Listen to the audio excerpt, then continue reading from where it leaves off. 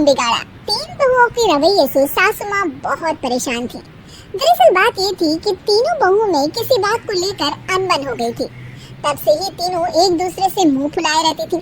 ना कोई सीधे मुंह किसी से बात करती, ना किसी का कहना मानती। पड़ोसी भी इस बात को जानते थे और जाने कैसे कैसे बातें भी करते। इसीलिए सासू माँ ने तीनों बहुओं को तुरंत अपने कमरे में बुलाया। मैं कई दिनों से देख रही हूँ, तुम तीनों अलग अलग सारे काम कर रही हो। ये सब नहीं चलेगा, तीनों को मिलकर ही काम करना पड़ेगा। सास की बात सुनकर एकदम से बड़ी बहू बोल उठती है। नहीं मम्मी जी, मैं इन दोनों के साथ कुछ नहीं कर सकती। मैं इस घर की बड़ी बहू हूँ, फिर भी ये मेरा कहना बिल्कुल भी नहीं मानती। अरे जेठानी जी, जानबूझकर मुझे डबल काम करवाती है आप। और छोटी मुझसे टेढ़े मुंह ही बात करती है। इन दोनों के बीच हमेशा सैंडविच बन जाती है मेरी, और मैं हमेशा आलू की तरह बीच में मसली जाती हूँ। मम्मी जी, इन दोनों को लगता है कि मैं छोटी हूँ तो इनके पैरों तले दब जाऊंगी, लेकिन नहीं, मेरा भी उतना ही अधिकार है जितना इन दोनों का है। नहीं आई दोनों मेरी चुगली करने के लिए, मुझे क्या कम समझ रखा है। तीनों बहू एक दूसरे से बहस करने लगती है और सास दोबारा ये देखकर टेंशन में आ जाती है और सबसे कहती है, चुप हो जाओ, अब से तुम तीनों सारे काम एक साथ करोगी। आंख बंद करके एक दूसरे की बात सुनोगी। तुम तीनों इस बात को गांठ बांध लो, वरना अगली छुट्टियों में तुम्हारा अपना मायके जाना कैंसिल है। सास की बातें सुनकर डर के मारे तीनों हामी भर देती है। जी मम्मी जी, मैं समझ गई। हाँ मम्मी जी, जैसा आप कहें, आप जो कहेंगे मैं वही करूंगी। तीनों बहू सास की बात को गांठ बांध लेती है और वादा करती है कि अब से सारे काम वो तीनों एक साथ मिलकर ही करेंगी। ये सब देखकर सास खुश हो जाती है और वहाँ से चली जाती है। नीचे जाकर वो देखती है कि घर में शर्मा जी आए हुए होते हैं। सास जोर से आवाज लगाकर कहती है, अरे बहू, जरा चाय बनाकर तो लाना, शर्मा जी आए हैं। सास की बात सुनकर तीनों बहू तुरंत किचन की ओर भागती है और चाय बनाना शुरू कर देती है। मुझे तो एकदम मसाले वाली कड़क चाय पसंद है, तो हम शर्मा जी के लिए मसाले वाली चाय ही बनाएंगे। अरे नहीं दीदी, गर्मी के मौसम में मसाला चाय कौन पीता है? मैं तो शर्मा जी के लिए इलायची वाली चाय ही बनाऊंगी। ये कैसे बात कर रही हैं आप दोनों? मेरी मम्मी ने सिखाया है कि मेहमान को ज्यादा दूध और शक्कर वाली चाय देनी चाहिए, वरना वो घर वालों को कंजूस समझते हैं। तो मैं तो शर्मा जी को ऐसी ही चाय दूंगी। तीनों बहुएं अपने अपने तरीके से चाय में शक्कर, मसाला, पत्ती सब डाल देती है। उबलने के बाद तीनों मिलकर चाय बाहर लेकर जाती हैं और शर्मा जी और सासू माँ को देती हैं।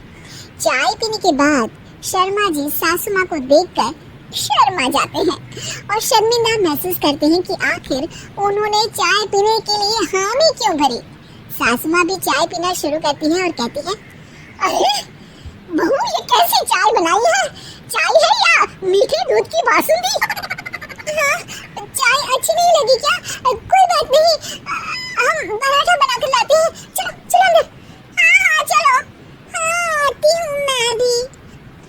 नहीं, मेरा पेट चाय नहीं चौपट कर दिया वही काफी है। पराठे से पोपट नहीं करवाना, मैं तो चलता हूँ। शर्मा जी चुपचाप पतली गली से निकल जाते हैं। अगले दिन सास बहुओं से कहती है, अरे बहू, जाओ जाके ऊपर के गेस्ट हाउस की सफाई कर दो। कल हमारे यहाँ मेरे दूर के रिश्तेदार आने वाले हैं, तो पूरे कमरे को चमका देना, समझी? तीनों बहू सास की बात को मानकर ऊपर सफाई करने चली जाती हैं और तीनों कमरे की सफाई चालू कर देती है। बड़ी बहू मकड़ी के जाले साफ करती है, तो बीच वाली झाड़ू लगाना और छोटी वाली सर्फ डालकर जमीन धोना शुरू कर देती है। अरे दीदी, जेठानी जी, अभी मैंने पूरी फर्श धोई और आप फिर से धूल नीचे गिरा रही हैं। और मछली जेठानी जी, आप बिना झाड़ू की धूल यहाँ छटक रही हैं। अरे तीनों को साफ करना है, एक साथ सफाई करते हैं ना। अरे वही तो, हम साथ साथ हैं, घर साफ साफ है। तीनों बहू ऐसे ही काम में उलझ जाती हैं और 2 घंटे तक एक ही कमरे की सफाई करती रहती है। बहुत देर से अपनी बहुओं को ना देखने के कारण सास ऊपर कमरे में उन्हें देखने जाती है, लेकिन कमरे में घुसती ही वो गीली फर्श पर फिसलने के कारण नीचे गिर जाती है। ओरी मोरी मैया, ये आए मेरी तो कमर ही टूट गई रे। तीनों बहुएं सास को उठाती है और बिस्तर पर सुला देती है। अरे मेरे हाथ पैर दर्द कर रहे हैं, दबा दो आराम मिलेगा। हाँ जी माँ जी। अरे जी माँ जी। और तीनों बहुएं एक साथ सास के हाथ को दबाना शुरू कर देती है। माँ की तो चीख ही निकल जाती है और नतीजा ये होता है कि सास के बचे हुए शरीर में भी दर्द उठ जाता है। हाय राम, ये क्या कर दिया तुम तीनों ने। अरे मेरी तो किस्मत ही फूटी है कि तुम जैसी बहुएं मुझे मिली। हे भगवान, पूरे शरीर में दर्द बढ़ गया है। अब तो पता नहीं कि चल भी पाऊंगी या नहीं। माफ करो, मुझे गलती हो गई मुझसे कि तुम तीनों को एक साथ काम करने के लिए बोला। सोचा था तीनों मिलकर अच्छे से काम करेगी, लेकिन बड़े बुजुर्ग सही कहते थे कि 3 तिगाड़ा काम बिगाड़ा। तुम लोगों ने ये बात ना आज साबित करके दिखा दी। तुम तीनों को तो समझाना यानी मानो भैंस के आगे बीन बजाना है।